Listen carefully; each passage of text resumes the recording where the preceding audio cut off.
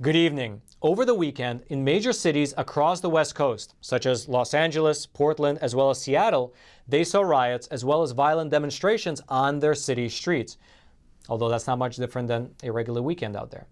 Now, the education department over in Oregon, they sent out a newsletter to all middle school teachers, urging them to take a class in order to make mathematics less racist. Now, down in Florida, the Attorney General down there is suing the Biden administration for what she's calling their egregious immigration regulations, which she says go against federal law. And lastly, after a public dispute between Tucker Carlson and the Marine Corps, the military has issued a retraction. Let's go through these stories together. This is your daily Facts Matter update, and I'm your host, Roman from the Epoch Times. Now let's start today's discussion over at the West Coast. Several major cities on the West Coast, such as Los Angeles, Portland, and Seattle, had both riots as well as violence break out over the weekend, which frankly is not much different than normal. However, these particular demonstrations marked the one-year anniversary of Breonna Taylor's death over in Kentucky. According to some of the footage that we found from the weekend, there were protests and clashes between crowds of people and the police. Rioters were throwing rocks at police officers and smashing up store windows in several of the cities. One video in particular shows a demonstrator jumping on a police cruiser as it was driving away. Now, over in Portland, according to local reports, the federal courthouse was surrounded and sieged, as it has been in previous occasions as well, and the rioters, who were mostly members of Antifa according to their slogans, their signs, and how they were dressed, created a so-called no-go zone around the courthouse, not letting either the public or police come through. Now, besides some property damage and a few scuffles, there luckily were not any reports of either major injuries or deaths as a result of these demonstrations over the weekend. If you would like to see some of the footage for yourself, I'll throw a link into the description box below this video for you to check out. And actually, a few months back, me and my team actually went over to Portland to report on the riots that were happening there, and we put together a short video which can give you a better look into what it feels like to be in the middle of these demonstrations. Take a look. This has been declared a riot. We are here in Portland, Oregon, and behind us is a contingent of riot police who have had rocks, Molotov cocktails, and even commercial-grade fireworks fired at them. Do not press move, you're gonna get arrested! We heard that everything in Portland was peaceful, so we came here to see what was really happening on the ground, and a lot of this has been totally underreported. And honestly, the protesters here are not hiding their true intentions. Just listen yourself to what they're chanting. Every city, every town! We went in deep and even got interviews with the protesters themselves. I'm not calling for anything, but I mean, the Second Amendment was written for us to rise up against tyrannical government, so. We went to their event and got footage of riot gear like shields and helmets being distributed free of charge to the protesters. We also went downtown and filmed the devastating effects that all this was having on local businesses, which are mostly boarded up now. We're working to bring you an accurate picture. We're reporting things as they truly are, here in Portland as well as across the U.S., so that you can see the truth for yourself.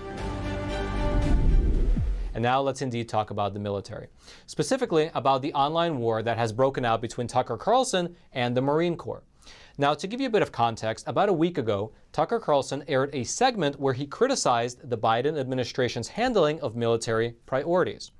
In that segment, he juxtaposed how while the Chinese Communist Party was addressing the lack of masculinity in Chinese boys, the Biden administration seems to be focusing on accommodating women in the military, such as by tailoring uniforms specifically for women, designating maternity flight suits, and relaxing hairstyle regulations. In that segment, here's what Tucker said. So we've got new hairstyles and maternity flight suits. Pregnant women are going to fight our wars. It's a mockery of the U.S. military. While China's military becomes more masculine as it's assembled the world's largest navy, our military needs to become, as Joe Biden says, more feminine, whatever feminine means anymore since men and women no longer exist. The bottom line is it's out of control, and the Pentagon is going along with this. Now, there are two general ways that these comments were interpreted, at least online. One is that it is a criticism of the administration for distracting the military from its war-fighting mission. The other interpretation is that it's Tucker Carlson opposing women's playing a role in the military altogether. Now, 3 days ago, an official Twitter account with the Marine Corps began to publicly attack Tucker. They posted this picture of a female soldier carrying a male soldier. They tagged Tucker Carlson in that post, and they wrote that the photo showed what it looks like in today's armed forces. They further added that, "Get right before you get left, boomer." And boomer is, of course, a pejorative term, which is pretty unprecedented. It's an official account of the US military attacking a civilian commentator, a private citizen like that. And so, after intense pushback online, that Marine unit, they took back their comment and they said that they messed up. Here's what they wrote. "We are human and we messed up. What was intended as a tweet in support of our female Marines and sisters serving in uniform was clearly not aligned with our standard practices or an appropriate representation of the Marine Corps. We will do better and serve the people. We can do better, and we will collectively take a knee, review our procedures, and get back in the fight. Our focus is to train, fight, and win, and we have a hard time doing that without your support." And by the way, your support, they were referring to the female soldiers. And interestingly, that is the first time I've ever read about someone taking a collective knee outside of the realm of professional sports. So that was quite interesting. Now, we reached out to the Pentagon for comment on this matter, but we have yet to hear back. Now, before we move on over to Oregon and discuss how their education department is fighting racism in the math class, I would like to mention something. On the very same day that Joe Biden was sworn into office, YouTube made the unilateral decision to demonetize our program, to demonetize Facts Matter. We can now no longer run any ads before, during, or after our episodes, and the super chat feature has just been disabled. Basically, they made it almost impossible for us to monetize our content. Now, fortunately, we do occasionally have sponsors on our program, usually companies run by patriots who sponsor our episodes, but when YouTube makes a decision like that, they are essentially snuffing out our independent journalism. But if you would like to support the Epoch Times, and if you would like to support independent, honest reporting, I'll throw a link into the description box below this video to a page where you can subscribe to the Epoch Times. It only costs a few dollars every month. However, by subscribing, not only will you be supporting independent journalism that calls into question all these established narratives happening in so many fields around this country, but you will get an uncensored conduit. You will get uncensored access to all of our reporting, all of our deep investigations, our video documentaries, all of our infographics, as well as our opinion content, which in my opinion is some of the best in the industry, and it basically follows the long trend of American public discourse, of unfettered, uncensored American public discourse. Basically, what made this country great. So again, that link will be in the description box below this video. I hope you click on it. I hope you subscribe to the Epoch Times and join us on this journey of exploring truth and tradition through honest reporting. And now let's move on over to Oregon. It was reported about a month ago that the Oregon Education Department, the education department for the entire state of Oregon, was promoting a training program that helps teachers develop an anti-racist math practice. They are trying to make math less racist. Now, specifically, what they did was they sent out an email newsletter which urged all middle school teachers to register for a class that was titled A Pathway to Equitable Math Instruction. Now, in that course, a toolkit is distributed to all the teachers, which states that in order to achieve this equity, what needs to happen is a visualization of the toxic characteristics of white supremacy culture with respect to math. Now, having read that, you might be asking yourself, what exactly are these alleged toxic characteristics of white supremacy culture within the realm of math? Well, according to the toolkit, among many other things, they include a focus on getting the right answer. Again, this is in math. Students being required to show their work, and teachers treating mistakes as problems by equating them with wrongness. Now, the toolkit then goes on to further say, in reference to setting the focus on getting the right answer, that upholding the idea that there are always right and wrong answers perpetuate objectivity as well as fear of open conflict. And as an antidote to this problem, teachers in this course are recommended to have their students come up with at least 2 answers that might solve a problem. That way, students can challenge standardized test questions by justifying answers other than the one that's right by unpacking the assumptions that are made in the problem. Now, furthermore, according to this toolkit, teachers are also expected to learn to distinguish between a mistake and a misunderstanding because white supremacy culture shows up in math classrooms when addressing mistakes. Now, one interesting thing to note here, although the entire story is interesting in my opinion, is that the toolkit actually links to a workbook titled Dismantling Racism as reference material. And in that workbook, there is a section which claims that only white people can be racist in our society because only white people as a group have that power. Now, what's going on here in Oregon is not an isolated incident. Instead, this is just another example of critical race theory being pushed into America's social and cultural institutions. And what exactly is critical race theory? Well, basically, it is an outgrowth of the European Marxist school of critical theory. And what it does, what critical race theory does, is that it labels the very foundations of the American system, such as things like rationalism, constitutional law, as well as legal reasoning, as tools of racial oppression. And at the moment, it is getting a lot of traction among institutions here in America, especially in schools. In fact, just a few weeks ago, a high school football coach over in Massachusetts, he was fired after he raised concerns over critical race theory being taught in his daughter's 7th grade history class. What happened there over in Massachusetts was that this football coach emailed a list of concerns about his daughter's world geography and ancient history class to members of the school's committee. What concerns specifically did he have? Well, among other things, students in that class were instructed to identify police officers as a risk to black people and to identify black males as a risk to white people. And after this football coach was fired, he filed a lawsuit against the school district, alleging that the instruction their daughter was received in world geography and ancient history was unrelated to the ancient history and world geography subjects described on the public school website.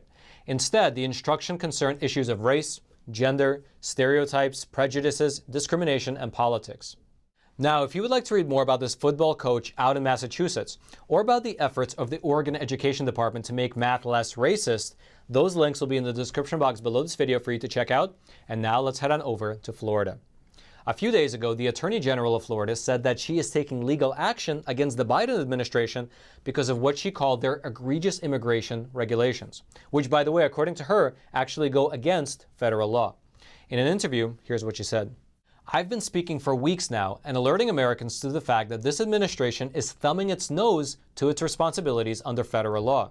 It is required to deport criminal aliens that are here illegally, and it is just saying we're not going to do it anymore. She further then went on to say that the Biden administration canceled a nationwide operation which aimed at bringing illegal aliens that committed sex crimes to justice. Here's what she said. First, they canceled Operation Talon, which targeted sex offenders here in the United States illegally. And now they've released guidance, which is basically releasing into our streets serious criminal offenders.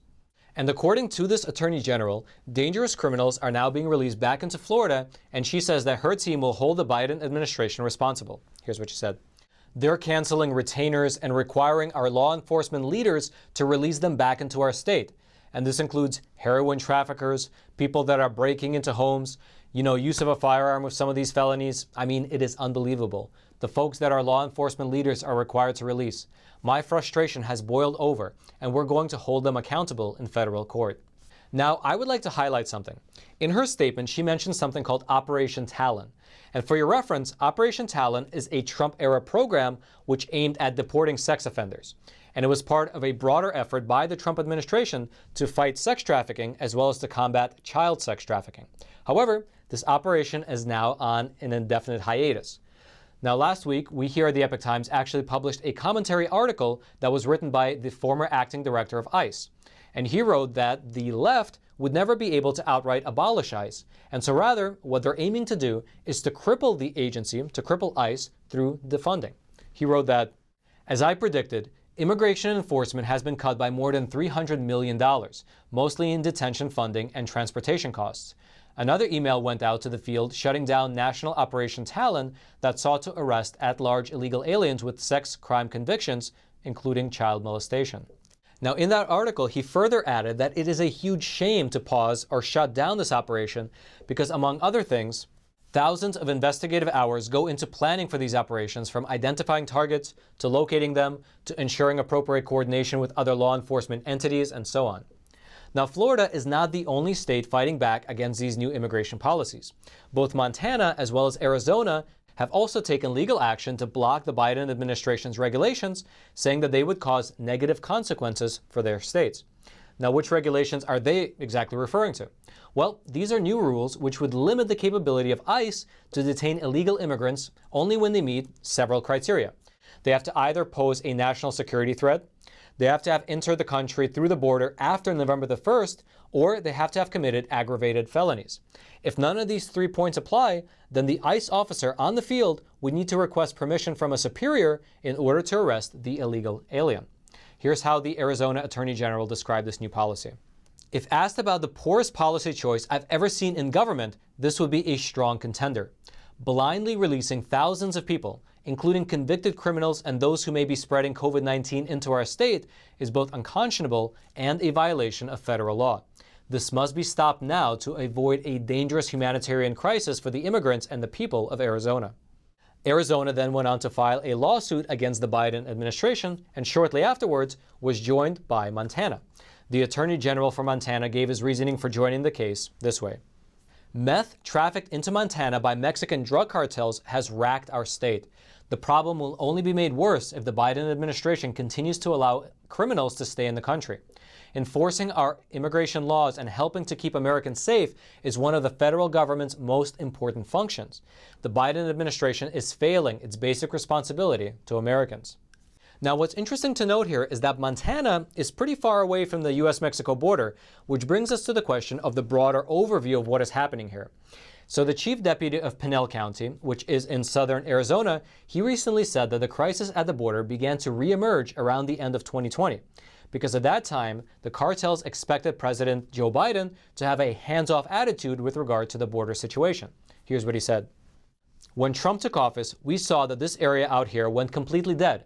Nobody was moving. Nobody was smuggling because the cartels knew that Trump was going to put all hands on deck out down here and that they would be intercepted, so it came to a screeching halt. However, he said that since Joe Biden has ordered a halt to the construction of the border wall, it has created more trouble for Pinal County, at least, since it doesn't have physical barriers.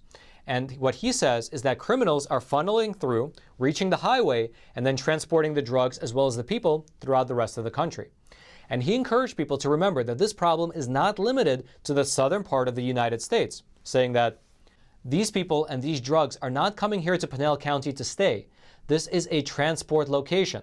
This is a spot they get through to get to their final destination, and they're being sent all over the country, including, as we read in that earlier statement, all the way to Montana. If you would like to read more about what is happening over at the southern border, or about these lawsuits being filed against the Biden administration by Florida, Montana, and Arizona, those links will be in the description box below this video for you to check out. Now, if you haven't already, smash that like button for the YouTube algorithm, subscribe to this YouTube channel if you haven't already, so that way you can get honest news content delivered directly into your YouTube feed while you still can. And until next time, I'm your host, Roman from the Epoch Times. Stay informed and stay free.